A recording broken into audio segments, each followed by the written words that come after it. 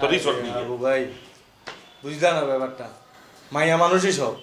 এই মায়া মানুষের লাগি তো সবটাই হইছে। মায়া মানুষ ছাড়া জীবনে কিচ্ছু নেই। কি খাওয়াইবে?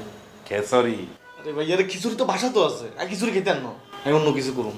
কি হরবি তুই? তুই ভাই মিলে রিসোর্টে যাবো, রিসোর্টে যাই ঘুরমু ফিরমু খামু আর সুইমিং পুলে গোসল করমু, সাথে আর বান্ধবী একটা লই যাবো। বেটা তোর বান্ধবী লইয়া যাবা তা আমি দিয়ে কি হরব? আর আমার বান্ধবী গেল আমি পরিচয় করে দিব, যদি সারাক্ষণ আমি লগে থাকবো। আমি তো সুইমিং পুলে যাই একা গোসল করবো, আর তো কিছু নাই ভাইয়া। রিসোর্টে যাইতে কত টাকা লাগে? রিসোর্টে আর কত 15-20 হাজার টাকা। কও কি এত টাকা লাগবে? না তাইলে যাবো না। তাহলে কি করবেন? তুই একটু কমের মধ্যে দেখো। তাহলে কি 1000-10 মধ্যে দেখতাম না? আর কি বলো 1000-10? তুই এক কাজ কর, তুই 1000-1200 টাকার মধ্যে রিসোর্ট দেয়। 1000-1200 টাকা রিসোর্টে গেলে আপনারা রাইভাল দিচ্ছে না, রাখি দিবে।